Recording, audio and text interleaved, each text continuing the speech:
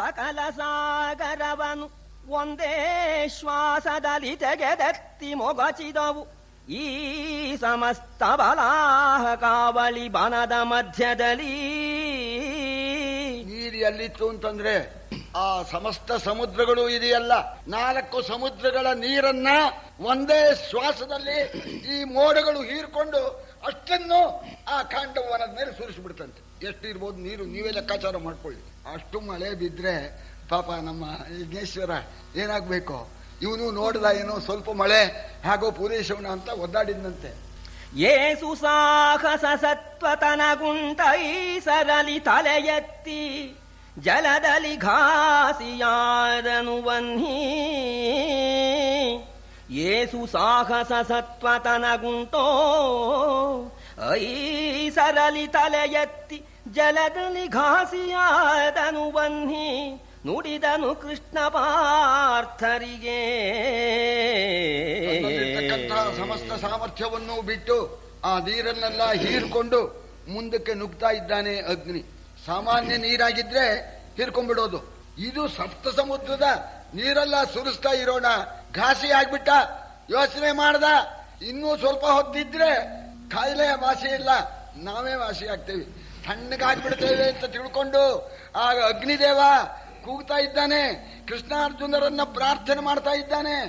ಕಲಕವೀಂದ್ರನ ಕೂಡೆ ಕಲ್ಪದ ಮಳೆಗಳಿವು ಮಾಣಿಸಿದ ಊಟವನು ಎಳೆದವನಲಿನ ತುತ್ತನು ಅರ್ಜುನ ಕಾಯ್ದುಕೊಳ್ಳೆನನು. ಏನ್ ನೋಡ್ತಾ ಇದ್ದೀಯಾ? ಇಂದ್ರನೊಡನೆ ಕಲಹ, ಸ್ವಲ್ಪ ಹುಷಾರಾಗಿರ್ಬೇಕಾಗಿತ್ತು, ಈಗಲಾದ್ರೂ ಹುಷಾರಾಗು. ಪ್ರಳಯ ಕಾಲದ ಮಳೆಗಳು ಗಂಟಿನಲ್ಲಿರ್ತಕ್ಕಂಥ ತುತ್ತನ್ನ ಕಿತ್ಕೊಳ್ತಾ ಇದೆ. ಅರ್ಜುನ ಕಾಪಾಡಪ್ಪ ಅಂತ ನೋಣ. ಆ ಕೂಡ್ಲೇನೆ ಮಹಾನುಭಾವನಾದ ಅರ್ಜುನ ಮಳೆಗೆ ಶರ ಪಂಚರವ ವಿರಚಿಸಿ, ಮಳೆಗೆ ಶರ ಪಂಜರವ ವಿರಚಿಸಿ ಬಳಿಕ ವಾಯಂ ವ್ಯಸ್ತ್ರದನಿ ನಿಸ್ಖಲಿತ ಮೇಘಂ ರಜವನೆಚ್ಚನು.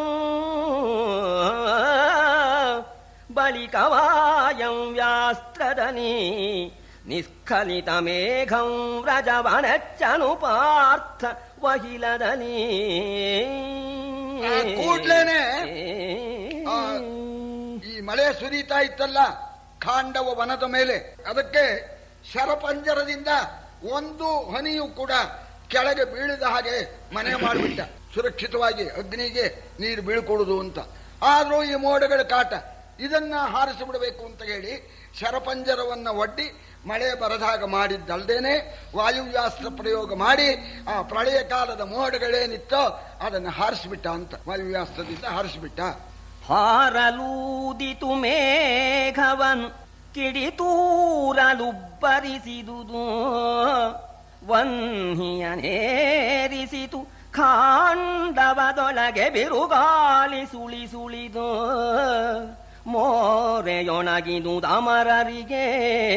ಮೋರೆಯೊಣಗಿದುದಮರರಿಗೆ ಮಹಿಮಾರಿಗಳ ಸುರು ಮೂಲೆಯವದಿರು ಮೀರಿದರಲ.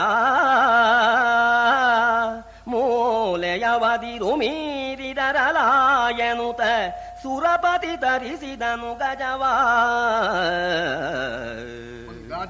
ಅಮ್ರಾಶ್ಚ ಸಿಕ್ತಾಹ ಪಿತರಶ್ಚ ತೃಪ್ತಾಹ ಏಕಾಕ್ರಿಯ ದ್ವ್ಯರ್ಥಕರಿ ಬಭೂವ.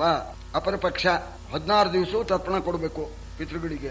ಮಾವಿನ ಗಿಡ ಹಾಕಿದ್ದ ಹಿತ್ಲಲ್ಲಿ, ಮಳೆ ಇರಲೇ ಇಲ್ಲ, ಆ ಗಿಡ ಒಣಗೋಕ್ ಬಂದ್ಬಿಟ್ಟಿತ್ತು, ನೀರಿಗೂ ಸ್ವಲ್ಪ ಅಭಾವ. ನೀವೇನ್ ಮಾಡ್ದ, 16 ದಿವಸ ತರ್ಪಣ ಕೊಡ್ಬೇಕಲ್ಲ ಪಿತೃಗಳಿಗೆ. ಆ ತಮ್ಗೆ ತಾಲಿ ನೀರು ತಗೊಂಡ ಮಾವಿನ ಮರದ ಬುಡದಲ್ಲಿ ಕೂತ್ಕೊಂಡ ಪಿತರನ್ ತರ್ಪ ಯಾಮಿ ಪಿತ ಅಂತ ತರ್ಪಣ ಕೊಟ್ಬಿಟ್ಟ. ಎಳ್ಳಿನ ತರ್ಪಣ ನೀರಿನ ಸಮೇತ ಮಾವಿನ ಗಿಡಕ್ಕೆ ಕೊಟ್ಬಿಟ್ಟ. ಅಲ್ಲಿ ಆಮ್ರಾಶ್ಚ ಸಿಕ್ತಾಹ ಪಿತರಶ್ಚ ತೃಪ್ತಾಹ, ಮಾವಿನ ಮರಕ್ಕೆ ನೀರು ಆಯ್ತು, ನಮ್ಮ ಅಪ್ಪ ಅಮ್ಮನಿಗೆ ತರ್ಪಣನೂ ಆಯ್ತು ಅಂತ ಏಕಾಕ್ರಿಯ ಮಾಡಿದ್ ಒಂದ್ ಕೆಲಸ, ಪ್ರಯೋಜನ 2. ಪಿತೃತೃಪ್ತಿ, ಈ ಒಂದ್ ಕೊಡ ನೀರು ತಗೊಂಬಂದು ತರ್ಪಣ ಕೊಟ್ಟಿದ್ರಿಂದ ಮಾವಿನ ಮರಕ್ಕೂ ಒಂದ್ ಕೊಡ ನೀರಾಯ್ತು, ಪಿತೃಗಳಿಗೂ ಹೇಗೆ ತೃಪ್ತಿ ಆಯ್ತು ಹಾಗೆ ಅರ್ಜುನ ವಾಯುಯಾಸ್ತ್ರ ಪ್ರಯೋಗ ಮಾಡೋಣ. ಮೋಡಗಳೆಲ್ಲ ಹಾರೋಯ್ತಲ್ಲ, ನಮ್ಮ ಅಗ್ನಿಗೆ ಸ್ವಲ್ಪ ಶಕ್ತಿ ಕಮ್ಮಿ ಆಗಿತ್ತು, ಉರುಬು ಕೊಟ್ಬಿಡ್ತು. ಉಪ್ಪು ಅಂತ ಉರುಬಿದ್ರೆ ಏನಾಗತ್ತೆ ಅಗ್ನಿ, ಈ ಅಗ್ನಿಗೆ ಪಟುತ್ವ, ಮೋಡಗಳು ಹಾರೋಯ್ತು. 2 ಕೆಲಸ, ಆಗೋಣ. ದೇವತೆಗಳ ಮುಖ ಒಣಗೋಗ್ಬಿಡ್ತು. ಏನ್ ಮಾಡ್ತಾರೆ? ಏನು ಮಾಡೋ ಹಾಗಿಲ್ಲ. ಶರ್ಪಂದಿರ ಮೋಡ ಬಂದ್ರೆ ವಾಯುವ್ಯಾಸ್ತ್ರ ಹಾರಿಸ್ಬಿಡ್ತಾನೆ. ಮೋಡ ಬರೋ ಹಾಗೆ ಇಲ್ಲ. ದೇವತೆಗಳ ಮುಖ ಒಣಗಿಬಿಡೋಣ. ಇಂದ್ರ ನೋಡ್ದ, ಎಲ್ಲ ಮೂಲೆಯವರಿಗೆ ಇಷ್ಟು ಸೊಕ್ಕೆಯಿಂದ ಅವನು. ಇವು ಮೂಲೆವಂತಾನೆ. ಇಂದ್ರ ಅಗ್ನಿ ಅಂತ, ಇವರು ದಿಕ್ಕಿನೋದು. ಅಗ್ನಿ ಮೂಲೆಯವನು. ಎಲ್ಲ ಮೂಲೆಯವನಿಗೆ ಇಷ್ಟು ಸೊಕ್ಕೆನೋ. ಓಹೋ, ತಮ್ಮನ್ನೇ ತಾವು ತಂದ್ಕೊಳ್ಬೇಕು ಅಂತ ಮಾಡಿದ್ದಾರೆ ಅಂತ ಕಾಣುತ್ತೆ. ಆದ್ರಿಂದ ಬರ್ಲಿ ಆನೆ, ಐರಾವತ ಬರ್ಲಿ ಅಂದ್ಬಿಟ್ಟ. ಬಂದ್ಬಿಡ್ತು ಐರಾವತ. ದೇವೇಂದ್ರ ಯಾವಾಗ್ಲೇ ಯುದ್ಧಕ್ಕೆ ಹೊರಟ್ನೋ ಅವ 3 ಲೋಕಕ್ಕೆ ಅಧಿಪತಿ, ಸಮಸ್ತ ದೇವತೆಗಳಿಗೂ ಒಡೆಯನಾಗಿರ್ತಕ್ಕಂಥವನು. ನಮ್ಮ ಮಹಾರಾಜ ಯುದ್ಧಕ್ಕೆ ಹೊರಟುಬಿಟ್ರೆ ನಾವು ಸುಮ್ಮನೆ ಇರೋಕ್ಕಾಗೋಲ್ಲ ಅಂತ ಇಂದ್ರ ಆನೆ ತರಿಸೋದ್ರಲ್ಲಿ ಬಂದ್ಬಿಟ್ರಂತೆ. ಯಾರ್ಯಾರು? ನೆರೆದುದ ಮರರು ಸಿದ್ಧ ವಿದ್ಯಾಧರ ಮಹೋರಗ ಯಕ್ಷ ರಾಕ್ಷಸ ಗರುಡ ಕಿನ್ನರ ಸಾಧ್ಯ ಗುಹ್ಯಕ ಭೂತ ಗಂಧರ್ವ ತರಣಿ ವಸು ರುದ್ರಾದಿಗಳು ಮೋಹರಿಸಿದರು. ಮುಂಗುಡಿಯಲಿ ಇಂದ್ರನ ಸಿರಿಯ ರಭಸವನೇನೆಂಬೆನು ಭೂಪ ಕೇಳೆಂದ. ಅದಕ್ಕೆ ಇಂದ್ರ ಅಂದ್ರೆ ಸಾಮಾನ್ಯನಲ್ಲ ಅಂತ ಇಂದ್ರನ ಕೊಂಡಾಡೋದು. ಇಂದ್ರನ ಸಿರಿ, ಇಂದ್ರನ ವೈಭವ ಯಾರಿಗಿದೆಯೋ ಮಹಾರಾಜ ಜನಮೇಜಯ ಬಂದು ಬಿಟ್ರಂತೆ. ಯಾರ್ಯಾರು? ಅಷ್ಟವಸುಗಳು, ಏಕಾದಶ ರುದ್ರರು, ದ್ವಾದಶಾದಿತ್ಯರು, ನವಗ್ರಹರು, 33 ಕೋಟಿ ದೇವತೆಗಳು, ವಿದ್ಯಾಧರರು, ಯಕ್ಷರು, ಗಂಧರ್ವರು, ಕಿನ್ನರರು, ಕಿಂಪುರುಷರು, ಎಷ್ಟೆಷ್ಟಿದಾರೋ ಎಲ್ಲ ಬಂದ್ಬಿಟ್ರಂತೆ. ಯುದ್ಧಕ್ಕೆ ಬಂದವರು ಏನ್ ಹೇಳ್ತಾ ಇದ್ದಾರೆ? ಇಂದ್ರನ ವೈಭವ ಸಾಮಾನ್ಯವಾದ್ದಲ್ಲ. ಬಂದವರು ಹೇಳ್ತಾ ಇದ್ದಾರೆ, ಮಸಗಿತ ಮರಂ ವ್ರಾತವು ಅಭ್ರವ ಮುಸುಕಿದವು ಝಲ್ಲರಿಗಳು. ಇಂದ್ರನ ವಿಸಸನಕ್ಕೆ ಮೆಚ್ಚಿಸುವೆ ವಸುಗಳನ್ನು ಎನ್ನುತ್ತ ತಮ ತಮಗೆ ಮುಸುಕಿದರು. ತಮ ತಮಗೆ ಮುಸುಕಿದರು. ಮೃಗರಾಜಿ ಸಿಂಹದ ಮುಸುಕನು ಕಿವಂದದಲ್ಲಿ ಬಾಣ ಪ್ರಸರವನು ಹರಚಿದರು. ಮುಂದೆ ಧನಂಜಯಾಚ್ಯುತರ ಸೇರ್ಬಿಟ್ಟಿದ್ದಾರೆ. ಎಲ್ಲೆಲ್ಲೂ ರಥ, ಎಲ್ಲೆಲ್ಲೂ ಧ್ವಜಗಳು. ಏನು ಪರಾಕ್ರಮ ಹೇಳ್ತಾ ಇದ್ದಾರಂತೆ. ಇಂದ್ರನಿಗಾಗಿ ಪ್ರಾಣವನ್ನು ಒಪ್ಪಿಸ್ತೇವೆ ಅಂತ ಅಂದ್ಕೊಂಡೇ ಬರ್ತಾ ಇದ್ದಾರಂತೆ. ಇಂದ್ರನ ಆ ತೊಂದರೆಗೋಸ್ಕರ ವೆಚ್ಚಿಸುವೆವು ಹಸುಗಳನ್ನು, ನಮ್ಮ ಪ್ರಾಣನ ಒಪ್ಪಿಸಿಬಿಡ್ತೇವೆ ಅಂತ ಎಲ್ಲ ಬಂದ್ರಂತೆ. ಎಲ್ಲ ಬಂದು ಕೃಷ್ಣಾರ್ಜುನರ ಮೇಲೆ ಬಾಣ ಪ್ರಯೋಗ ಮಾಡ್ತಾ ಇದ್ದಾರಂತೆ. ಹೇಗೆ ಬಂದ್ರು ಅಂತಂದ್ರೆ, ಮೃಗರಾಜಿ ಜಿಂಕೆಗಳ ಹಿಂಡು ಸಿಂಹನ ಮೇಲೆ ನುಗ್ಗಿದಂತೆ ನುಗ್ಗಿದ್ರು ಅನ್ನೋದಕ್ಕೆ. ಸಿಂಹ ತಂಪಾಡಿಗೆ ತಾನು ಕೂತಿತ್ತು. ಇದು ಬಂತಂತೆ. ಆ ಸಿಂಹದ ಮುಸುಕನ್ನ, ಗುಹೆಯಲ್ಲಿರ್ತಕ್ಕಂತಹ ಸಿಂಹದ ಮುಸುಕನ್ನ ತೆಗೆಯುವಂತೇನೆ ಬಂದ್ರಂತೆ. ಕೃಷ್ಣಾರ್ಜುನ ಮೇಲೆ ಬಾಣ ಪ್ರಯೋಗ ಮಾಡೋಣ. ಆಗ ಅರ್ಜುನ, ಪರಮಾತ್ಮ ನಾನೇ ವಿಚಾರಿಸ್ಕೊಡ್ತೇನೆ ಅಂತ ಪರಮಾತ್ಮನಿಗೆ ಕೈ ಮುಗಿದು ಈ ದೇವತೆಗಳಿಗೆ ಹೇಳ್ತಾ ಇದ್ದಾನೆ. ಹೂಣೆಮಿಗೆ ಹೊಕ್ಕೆಚ್ಚರೋ ಬಹುಬಾಣವನು ದೃಢ ಬಾಣರೋ ಗೀರ್ವಾಣರೋ ನೀವಾರು. ದೃಢ ಬಾಣರೋ ಗೀರ್ವಾಣರೋ ನೀವಾರು ನುಡಿರಲೈ ಮಹಾದೇವ. ಸಾಣೆಯಲಗಿಗೆ ಸಾಲು ಬಿರಿಸನಿ ಶೋಣಿದವ. ಸಾಣೆಯಲಗಿಗೆ ಸಾಲು ಬಿರಿತನಿ ಶೋಣಿತವ. ತನಿಶೋಣಿತವ ನೀವು ಕೊಡದೆ ಸುರಪತಿಯಾನೆ ಹಿಮ್ಮೆಟ್ಟಿದರೆ ಎನ್ನುತ್ತ ಬೊಬ್ಬಿರಿದು ನರನೆಚ್ಚ. ಪರಾಕ್ರಮ ಹೆಚ್ಚಾಗಿ ಶಪಥಪೂರ್ವಕವಾಗಿ ಬಂದು ಬಾಣಗಳನ್ನ ಹೊಡೆಯುತ್ತಾ ಇದ್ದೀರೋ ನೀವು. ದೃಢ ಬಾಣರೋ ಗೀರ್ವಾಣರು ಅಂತ, ಇವರಿಗೆ ಗೀರ್ವಾಣರು ಅಂತ ಹೆಸರು ದೇವತೆಗಳಿಗೆ. ಗೀರ್ವಾಣ ದಾನವಾರಯ. ಗೀರ್ವಾಣ ಅಂದ್ರೆ ಏನರ್ಥ? ಮಾತಿನಲ್ಲೇ ಗೆಲ್ಲೋರು, ಬಾಣದಲ್ಲಲ್ಲ. ಅದಕ್ಕೆ ಹೇಳ್ತಾ ಇದ್ದಾನೆ, ನೀವು ದೃಢ ಬಾಣರು ಗೀರ್ವಾಣರು ಪರಾಕ್ರಮದಿಂದ ಬಂದು ಹೊಡೆದಾಡ್ತಾ ಇದ್ದೀರೋ, ಶಾಬಾಸ್. ನಾನು ಹೇಳ್ತೇನೆ, ನೀವು ದೇವೇಂದ್ರನ ಆಣೆ, ನೀವು ಹಿಮ್ಮೆಟ್ಟದೆ ನನ್ನ ಮುಂದೆ ನಿಂತು ಯುದ್ಧ ಮಾಡತಕ್ಕಂಥ ಪಕ್ಷದಲ್ಲಿ ನಿಮ್ಮ ದೇಹದಿಂದ ರಕ್ತ ಸುರಿಸುವಂತೆ ನಾನು ಮಾಡ್ತೇನೆ. ಹಿಮ್ಮೆಟ್ಟದೆ ನೀವು ಇದ್ರೆ, ನೀವು ಹಿಮ್ಮೆಟ್ಟಿ ಹೋದ್ರೆ ಪಾಪ ಬದುಕೊಂಡ್ರಿ ಅಂತ ಹೇಳಿ ಅರ್ಜುನ ಬಾಣ ಪ್ರಯೋಗ ಮಾಡೋಣ. ಏನ್ ಹೇಳೋ ಜನಮೇಜಯ, ಎರಡೂ ಕೈಯಿಂದ ಹೊಡಿತಾ ಇದ್ದಾನೆ. ಬರ್ತಾ ಇದೆಯಂತೆ ಬಾಣಗಳು. ಆ ಬಾಣ ಮುಗಿಯೋ ಹಾಗೆ ಇಲ್ಲ. ಅಗ್ನಿ ಕೊಟ್ಬಿಟ್ಟಿದ್ದಾನಲ್ಲ, ಇವತ್ತೇ ಕೊಟ್ಟಿದ್ದು ಬತ್ತಳಿಕೆ. ಅದ್ರ ತುಂಬಾ 10 ತೆಗೆದ್ರೆ 10 ಬರ್ತಿ ತೆಗೆದು ಹೊಡಿತಾ ಇದ್ದಾನೆ. ಬರ್ತಾ ಇದೆಯಂತೆ, ಶಬ್ದ ಮಾಡ್ಕೊಂಡು ಬೋರ್ ಅಂತ ಬರ್ತಾ ಇದೆಯಂತೆ. ತುರುಗಿ ಕೂರಂಬುಗಳು ಮೈಯಲಿ ಮುರಿದವು, ಅರ್ಜುನ ನೆಸುಗೆಯಲಿ ಕೈ ಮರೆದು ಅಮರನಿಕಾಯ ಕೆದರಿತು ದೊರೆಯ ಮನ್ನಿಸದೆ. ಮುರಿದುದಿ ಕೃಷ್ಣಾರ್ಜುನರ ಬೊಬ್ಬಿರಿದಗೆ, ಈ ಕೃಷ್ಣಾರ್ಜುನರ ಬೊಬ್ಬಿರಿದ ಕವರದೆಯೊಡೆಯಲು ಇಂದ್ರನ ಮರೆಯ ಹೊಕ್ಕುದು ದೇವ ಸಂತತಿ ಭೂಪ ಕೇಳೆಂದ. ಬರ್ತಾ ಇದೆ, ಮೈಯಲ್ಲೆಲ್ಲ ಗಾಯ, ರಕ್ತ ಇಳೀತಾ ಇದೆ. ಜೊತೆಯಲ್ಲಿ ಕೃಷ್ಣಾರ್ಜುನರ ಸಿಂಹನಾದ, ಆ ಸಿಂಹನಾದ ಕೇಳಿ ಎಷ್ಟೋ ಜನ ಬಿದ್ದೋಗ್ಬಿಟ್ರಂತೆ, ಎದೆ ಒಡೆದ್ಬಿಟ್ಟು ನೋಡಿದ್ರಂತೆ. ಓ, ಇನ್ನು ಸಾಧ್ಯ ಇಲ್ಲ, ನಾವು ಬದುಕೋ ಹಾಗಿಲ್ಲ ಅಂತ ಬಂದವರು ಹೇಳದೆ ಕೇಳದೆ ಓಡಿ ಹೋಗಿ ಇಂದ್ರನ ಮರೆ ಹೋಗ್ಬಿಟ್ರಂತೆ. ಎಲ್ಲ ಓಡಿ ಓಡಿ ಹೋಗ್ತಾ ಇದ್ದಾರೆ. ಆಗ ಅರ್ಜುನ ಅಂದ, ಪಾಪ ನೀವು ಯಾವಾಗ್ಲೂ ಇಂಥದ್ದಕ್ಕೆ ಸಿಕ್ಕಿದವರಲ್ಲ. ನೀವು ನರರು ರಚಿಸಿದ ಹವ್ಯ ಕಂಯೋತ್ತರ ವಿಭಾಗವನು ತಿಂದು ಉಬ್ಬರಿಸಿ ದೇವಸ್ತ್ರೀ ಕದಂಬದ ಖೇಳ ಮೇಳದಲ್ಲಿ ಇರಲು ನಿಮಗೀ ರೌದ್ರವಾಣ ಸ್ಫುರಿತ ಕರ್ಕಶ ವಿಸ್ಫುಲಿಂಗೋತ್ಕರದ ಝಳ ನಿಮಗೇಕೆ ಎಂದನು ಪಾರ್ಥನ ಸುನಗುತ್ತ. ಮಾನದ ಝಳ ಪಾಪ ನಿಮಗೆಲ್ಲ ಆಗತ್ತೆ. ಯಾವತ್ತಾರ ಕಂಡಿದ್ದೇನು? ಯಾವಾಗಲೂ ಕೂಡ ಆಯಾಸ ಇಲ್ಲ, ಶ್ರಮ ಇಲ್ಲ. ಆ ಭೂಲೋಕದಲ್ಲಿ ಇರ್ತಕ್ಕಂಥವರು ಹೋಮ ಹವನ ಮಾಡ್ತಾರೆ, ಚೆನ್ನಾಗಿ ತಿಂತೀರಿ. ಭೂಲೋಕದವರು ವಿರ್ಭಾಗ ಕೊಡೋದು, ನೀವು ತಿನ್ನೋದು. ಆ ತಿಂದನ್ನ ಅದು ಅರಗಿಸ್ಕೋಬೇಕಲ್ಲ, ಅದಕ್ಕೋಸ್ಕರ 60,000 ಜನ ಅಪ್ಸರಸ್ತ್ರೀಯರು ಬೇರೆ ಕೊಟ್ಟಿದ್ದಾನೆ ಬ್ರಹ್ಮ. ಇವತ್ತು ನಾಟಕ, ಅಪ್ಸರಸ್ತ್ರೀಯರ ನಾಟಕ ನೋಡೋದು, ಒಂದಿನ ಕಚೇರಿ, ಸಂಗೀತ ಕಚೇರಿ, ಒಂದಿನ ಅವರ ನರ್ತನ. ಇದನ್ನ ಮಾಡ್ಕೊಂಡಿರೋರು ಪಾಪ ಕಂಡೋರು ದುಡಿಯೋದು, ಅವ್ರದನ್ನು ತಿನ್ನೋದು, ನೀವು ಕೊಬ್ಬೋದು. ಸರಿ, ಮಜಾ. ಅಪ್ಸರಸ್ತ್ರೀಯರು ಹಿಡ್ಕೊಂಡು ಅವ್ರ ಜೊತೆಯಲ್ಲಿ ಸಂಗೀತ ನರ್ತನ. ಪಾಪ ಈ ಮಂಗಳಾರತಿ ತಗೊಂಡ್ರೆ ಕೃಷ್ಣ ಅಂಥವ್ರು ಪಾಪ ಈ ಬಾಣದ ಝಳಕ್ಕೆ ನೀವು ಆಗ್ತೀರಾ ನೀವು ಅಂತ ನಗನಗ್ತಾ ಹೇಳ್ತಾ ಹೊಡೆದ್ಬಿಟ್ಟ. ಈ ರೀತಿ ಹೇಳ್ತಾ ಇದ್ದಾನೆ. ಪಾಪ ನಿಮ್ಗೆ ಯಾಕಿದ್ದು, ಹೋಗ್ರಿ, ಹೇಗೋ ಮೂಲೋಕದಲ್ಲಿ ನಿಮ್ಗೆ ಆವತಿ ಕೊಡೋರು, ಸವಿರ್ಭಾಗ ಕೊಡೋರು ಕೊಡ್ತಾರೆ, ತಿಂದು ಸುಖವಾಗಿರ್ರಿ. ಇದು ಯಾಕ್ರಿ ನಮ್ಮ ಹತ್ರ ಏಟ್ ತಿಂತೀರಿ ಅಂತ ಹೇಳ್ತಾ ಹೊಡೆದ. ಆ ಹೊಡೆಸ್ಕೊಂಡವರು ಹೋಗಿ ಇಂದ್ರನ ಮರೆ ಹೋಗೋಣ. ಇಂದ್ರನಿಗೆ ಕೋಪ ಬಂತು.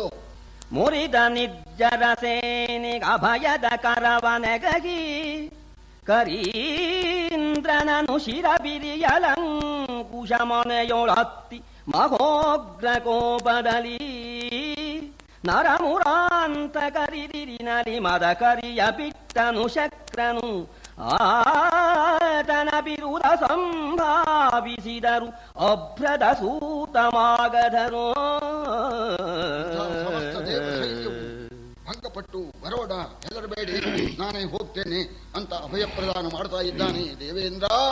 ಕೋಪ ಹೆಚ್ಚಾಗ್ಬಿಟ್ಟಿದೆ, ಕಣ್ಣು ಕೆಂಪಾಗ್ಬಿಟ್ಟಿದೆ. ಐರಾವತದ ಮೇಲೆ ಕೂತ್ಕೊಂಡ.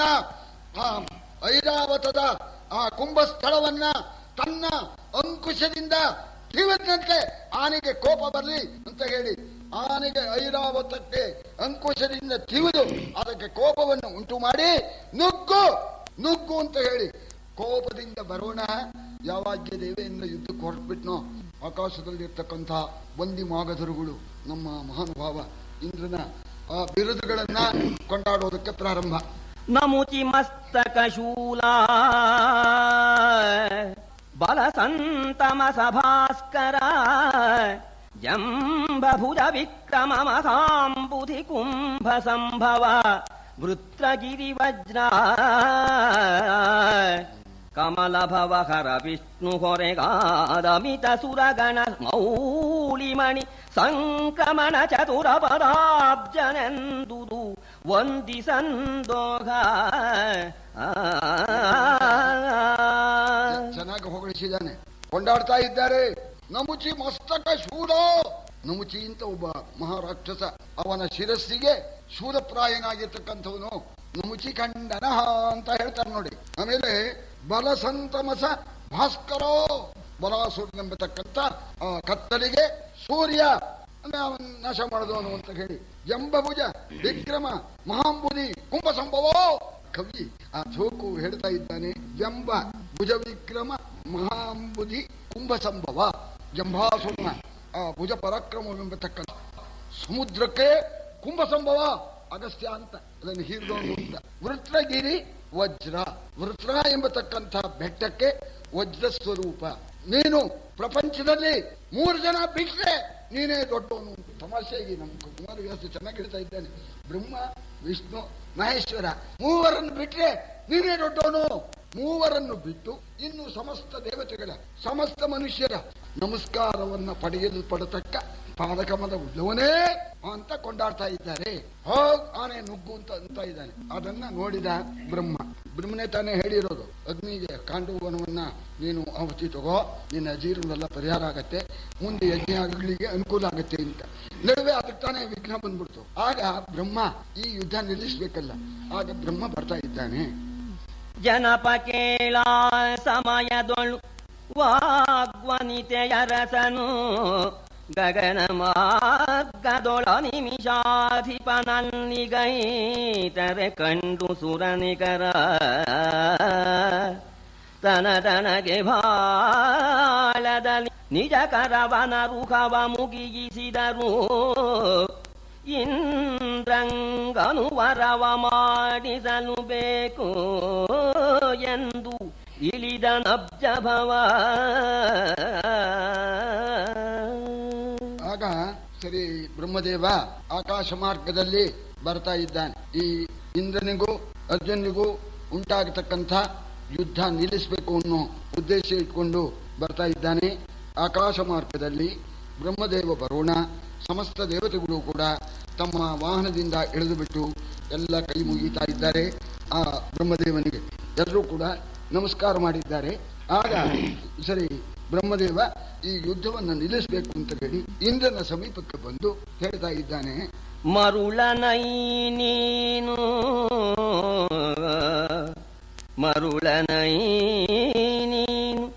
ಇವರನಾರೆಂದರಿಯಲ ನಾರಾಯಣನು ಮುರಹರನು ನರನಲ್ಲ ಧನಂಜಯನು ಇವರು ಕಿರುಕುಳರೇ. ಮರುಳು ನೀನೆಂದು ಇಂದ್ರನಾನೆಯ ತಿರುಗಿದನು ಪರಮೇಷ್ಠಿ. ಮರುಳು ನೀನೆಂದು ಇಂದ್ರನಾನೆಯ ತಿರುಗಿದನು ಪರಮೇಷ್ಠಿ. ಇತ್ತಲು ಧರಣಿಪತಿ ಕೇಳು ಅಮಲ ಕೇಳಿಯನಾವನಾಂತದಲ್ಲಿ. ನೀನು ದಡ್ಡ, ನೀನು ಹುಚ್ಚನಂತೆ ವರ್ತಿಸ್ತಾ ಇದೀಯ. ಯಾರ ಮೇಲೆ ಯುದ್ಧಕ್ಕೆ ಹೊರಟಿದೀಯ ಅದನ್ನು ಯೋಚನೆ ಮಾಡಿದೀಯಾ? ಕೃಷ್ಣ ಅರ್ಜುನರು ಯಾರು? ಅವರನ್ನು ನೀನು ಗೆಲ್ತೀಯ? ನರನಾರಾಯಣರು, ನರ ಋಷಿ, ನಾರಾಯಣ ಋಷಿ ಅವರೇನೆ. ನಾರಾಯಣನೇನೆ ಕೃಷ್ಣನಾಗಿದ್ದಾನೆ, ನರ ಋಷಿಯನೇ ಅರ್ಜುನಾಗಿದ್ದಾನೆ. ಭೂಭಾರ ಪರಿಹಾರಾರ್ಥವಾಗಿ ಅವತಾರ ಮಾಡಿದ್ದಾರೆ. ಅವರನ್ನ ನೀನು ಗೆಲ್ಲೋದಕ್ಕೆ ಸಾಧ್ಯವೇ? ಅವರೇನು ಸಾಮಾನ್ಯರೇ? ಸುಮ್ಮನೆ ದುಡುಕಬೇಡ, ಮುಂದೆ ಹೋಗ್ಬೇಡ, ಸೋತೋಗ್ತೀಯ, ಹೋಗು, ಹಿಂದಕ್ಕೆ ಹೋಗು ಅಂತ ಅಂದಿದ್ದಲ್ದೇನೆ ಇವೆನ್ನಾರು ಮತ್ತು ಮುಂದಕ್ಕೆ ಹೋಗ್ಬಿಟ್ಟು ಮಾನ ಕಳ್ಕೊಂಡ್ಬಿಟ್ಟಾನು ಅಂತ. ಯಾಕೆಂದ್ರೆ ಇಂದ್ರನಿಗೆ ದೊಡ್ಡ ಪಟ್ಟ ಕೊಟ್ಟವರು ಬ್ರಹ್ಮನೇನೆ. ಅವನಿಗೆ ಮರ್ಯಾದೆ ಹೋದ್ರೆ ಅದಕ್ಕೋಸ್ಕರ ಆ ಐರಾವತನ ಹಿಂದಕ್ಕೆ ತಿರುಗಿಸ್ಬಿಟ್ಟ. ಆ ಐರಾವತಕ್ಕೂ ಗಾಬರಿಯಾಗಿತ್ತು. ಈ ಗಲಾಟೆ ಇದೆಲ್ಲ ನೋಡಿ ಆ ಉರಿ ಪರಿ ನೋಡಿ ಸದ್ಯ ಓಡ್ ಹೋಗೋದಕ್ಕೆ ಸಿದ್ಧವಾಗಿತ್ತು. ಯಾವಾಗ ಬ್ರಹ್ಮ ಹಿಂಗ್ ತಿರುಗಿಸಿಬಿಟ್ನ ಆನೆ ಹೊರಟೆ ಹೋಗ್ಬಿಡ್ತು. ಆ ಆನೆ ಮೇಲೆ ಕೂತಿರೋ ಇಂದ್ರ ಜೊತೆಲಿ ಇಂದ್ರನು ಹೋದ. ಬಾಕಿಯವರು ನಾವು ಹೋಗ್ತೇವೆ ಅಂದ್ರು, ಎಲ್ಲ ಹೋಗ್ಬಿಟ್ರು. ಯಾರು ಇದ್ರು? ಯಾರು ತಡೆಯೋರು ಇದಾರೇನು? ಇವರೆಲ್ಲ ಬಂದಿದ್ರಲ್ಲ, ಪಟ್ಟಿ ಹೇಳಿದ್ರಲ್ಲ, ಅಷ್ಟಮಸುಗಳು, ಏಕಾದಶಗಳು, ಸಪ್ತಮ ಋತುಗಳು, ಯಾರು ಇಲ್ಲ, ಎಲ್ಲ ಹೋಗ್ಬಿಟ್ರು. ಆಮೇಲೆ ಏನ್ ಹೇಳ್ತೀಯೋ ಜನಮೇಜಯ, ಬೆಂಕಿ ಹಚ್ಚಿ ನೋಡು ಅಂತ ಹಚ್ಚಿಬಿಟ್ರೆ ಮುಗೀತು. ಅನಲ ಕೇಳಿ ಅದರ ಆ ಅನಲನ ಆ ಅಗ್ನಿ ಆಟ ಏನು ಹೇಳೋಣ, ಎಲ್ಲ ಸುಟ್ಟು ಭಸ್ಮ ಅಂತ ಅದಕ್ಕೆ ಹೇಳ್ತಾರೆ. ಕಳ್ಳ ಹೊಕ್ಕರು ಏನಾರು ಉಳಿಯುತ್ತೆ, ಬೆಂಕಿ ಬಿದ್ರೆ ಸರ್ವನಾಶ. ಇಲ್ಲಿ ಕವಿ ಹೇಳಿದ್ದಾನೆ, ಏನು ಎಲ್ಲ ನಾಶವಾಗಿ ಹೋಗ್ಬಿಡಿ. ಮರ ಗಿಡ ಬಳ್ಳಿಗಳು ನಾಶವಾಗಿದ್ದಲ್ದೇನೆ ಆ ಪಕ್ಷಿಗಳು ಎಲ್ಲೂ ಹೋಗೋ ಹಾಗೆ ಇಲ್ಲ. ಇವು ಸರ್ಪಂಜರ ಬಿಗಿದು ಬಿಟ್ಟಿದ್ದಾನೆ, ತಪ್ಪಿಸ್ಕೊಂಡು ಹೋಗೋಕೆ ಅವಕಾಶವೇ ಇಲ್ಲ. ಹಾರಿ ಹಾರಿ ಹಾರಿ ಹೋಗೋಕ್ ಜಾಗ ಇಲ್ಲದೆ ಬೆಂಕಿಯಲ್ಲಿ ಬಿದ್ದು ಸಮಸ್ತ ಪಕ್ಷಿಗಳು ಸುಟ್ಟು ಭಸ್ಮವಾಗ್ತಾ ಇದೆ. ಹಾಗೆ ಸಮಸ್ತ ಮೃಗಗಳು, ಆನೆ ಇದೆ, ಸಿಂಹ ಇದೆ, ಎಲ್ಲಾ ಜಾತಿ ಮೃಗಗಳು ಇದೆ, ಎಲ್ಲ ಸುಟ್ಟು ಎಲ್ಲ ಒಂದೇ ಬೆಂಕಿಗೆ ಯಾವುದು ಇಡು ಎಲ್ಲ ಸುಟ್ಟು ಭಸ್ಮವಾಗ್ತಾ ಇದೆ.